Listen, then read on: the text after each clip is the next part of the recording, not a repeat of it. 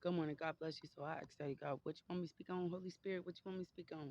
Send me the word you want me to tell you people, right? And he brought me to Shadrach, Meshach, and Abednego, right?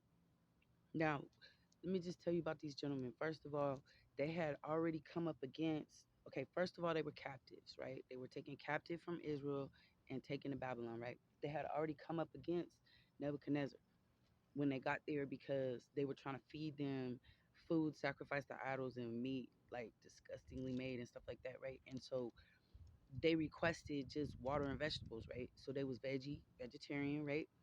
And they was just drinking water. They wasn't eating the king's tainted meat, right? And the test was allow us to do that, and we guarantee we're gonna be healthier than all the people that you feeding this stuff to, right? Meaning some of the Israelites was eating that crap, right? But they was young kings in the land, right?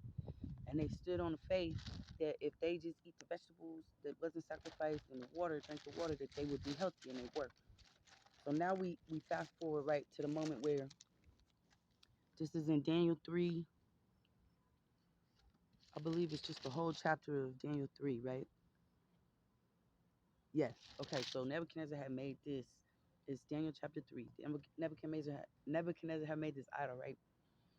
And his people around him had gassed him up like everybody should be worshiping you because you're so great, blah blah blah, right? So let's build this huge thing, and everybody at certain times of the day will blow a little horn, and everybody got to bow down and worship it, right?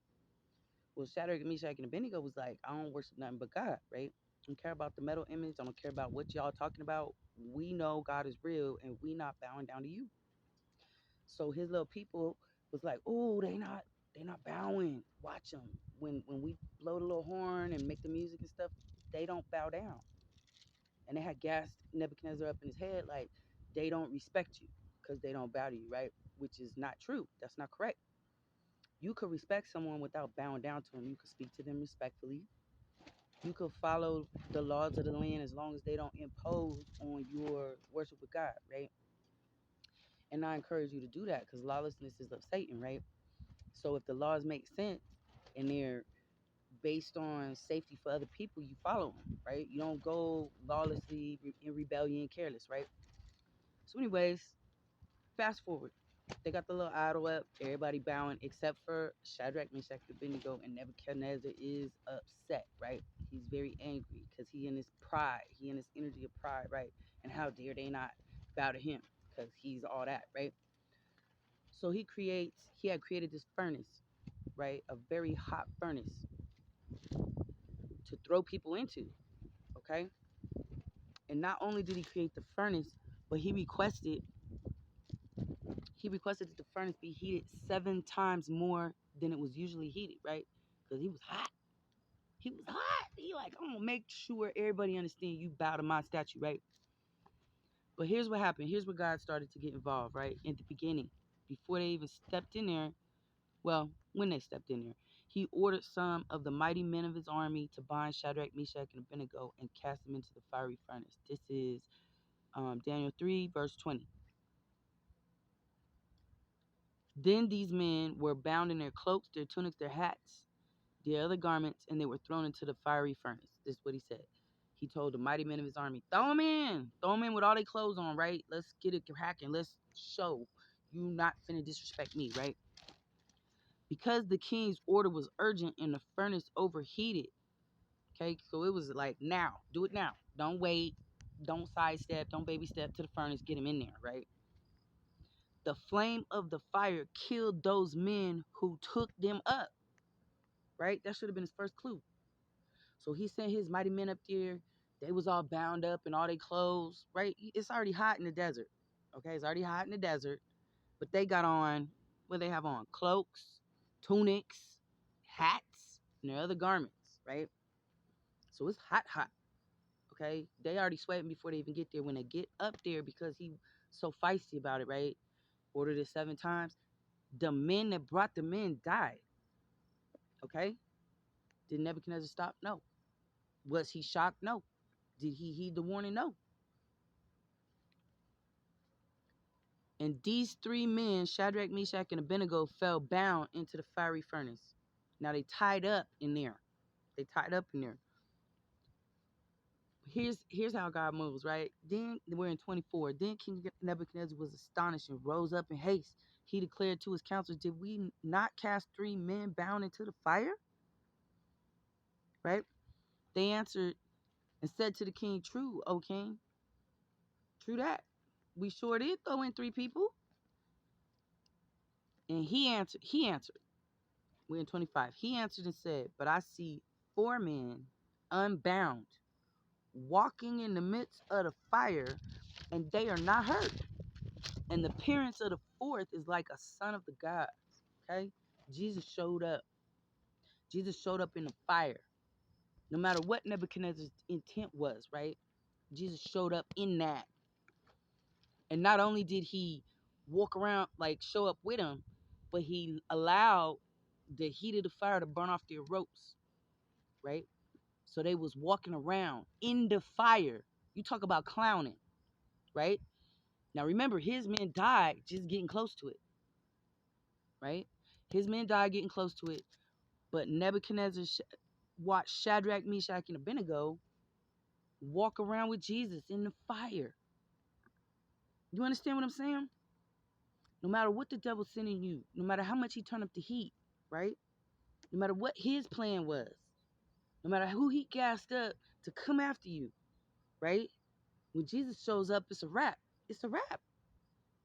There's nothing anybody could do to you unless God approves it.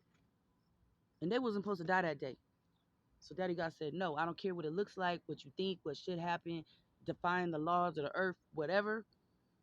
If it's not time for you to go and you standing on God, they was like, we not finna bow to you, dude. We got you. We respecting your authority, but when it comes to this here, we not finna bow to you, right? Don't bow to no man. Don't bow to no man. Nobody's over God. Nobody supersedes God, right? And this is a promise, right? When you get in that fire, when you disputing what the world telling you you should be doing, right? You about to get punished. You about to face death. Don't give in. Don't give in, because you don't know what Daddy God finna do. They didn't know Daddy God was finna show up in the fire with them. They was like, okay, then kill us. We ride with Daddy God to the death, right? So kill us. But we not finna bow down to you, right? And Jesus was like, nope, we got something else going on. This is what we finna do, right? Then Nebuchadnezzar came near to the door of the burning fiery furnace, and he declared, "Shadrach, Meshach, and Abednego, servants of the Most High God, come out and come here." Then Shadrach, Meshach, and Abednego came out from the fire. They came out. They walked out. They was thrown in ropes and all these clothes, right? Cloaks and tunics and neck to neck in hot clothing, right? Bound up. Listen, it says that when the people threw them in, they died. So they just fell in there because the people that was holding them passed away. So they just fell into the furnace, right? It was so hot that they just fell into the furnace. Nobody was carrying them in there no more. But they walked out. And the satraps, the prefects, the governors, the king's counselors gathered together and saw that the fire had not had any power over the bodies of those men. The hair of their heads was not singed, their cloaks were not harmed, and no smell of fire had come upon them, meaning they didn't smell like what they just went through, right? That was a wrap. The hair wasn't burned, the clothing wasn't even smelling like fire. Nebuchadnezzar answered and said, "Blessed be the God of Shadrach, Meshach, and Abednego, who has sent his angel and delivered his servants who trusted in him and set aside the king's command and yielded up their bodies rather than serve and worship any God except their own God." Listen, this the person that was mad, that was hot. This what he's saying. This what Nebuchadnezzar's saying. Like, whoo! He not only acknowledged their dedication to their God, but the power of their God. You understand me? Therefore, I make a decree: any people, nation, or language that speaks anything against the God of Shadrach, Meshach, and Abednego shall be torn limb from limb, and their houses laid in ruins. There's no other God who is able to rescue in this way. Then the king promoted Shadrach, Meshach, and Abednego in the province of Babylon. Listen, sometimes God got to get at your enemies. You see what I'm saying? Sometimes God got to do it. And when you walking through the midst of the fire and everything, you basically just taking one step in front of each other, right? You just moving in faith. You don't have no idea what God getting ready to do. You just know that this is not that. I'm not finna switch up my God or you. You understand? You gotta be strong in that. You'll walk in that. God didn't like prevent them from getting into the furnace. You understand what I'm saying? Because he had a testimony. He was about to shake Nebuchadnezzar's world, right? And not only that, but Nebuchadnezzar did this publicly, right? So it was all these people watching, right?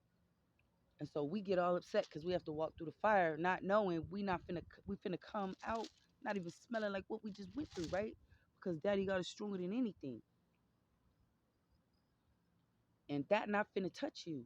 But when you looking at it in the physical, you thinking this is finna be some massive drama, right? This finna be crazy. What we doing, Daddy? Right? That's when you turn to Him and walk in Him. Now, sometimes you may die. There's martyrs in heaven. You may die. But this was massive on scale. This was a whole bunch of witnesses watching this. And Daddy God had something in mind at the end of their trial, right? At the end of their having to move in faith. And you can't let what you think might happen influence how you feel about God. And they did not. And not only did they come out the fire unsinged, smelling like whatever they was just in, but they was promoted at the end of that. Because Daddy God is faithful, right? God bless you. Have a wonderful day. Soak that up. That's Daniel chapter 3. Amen.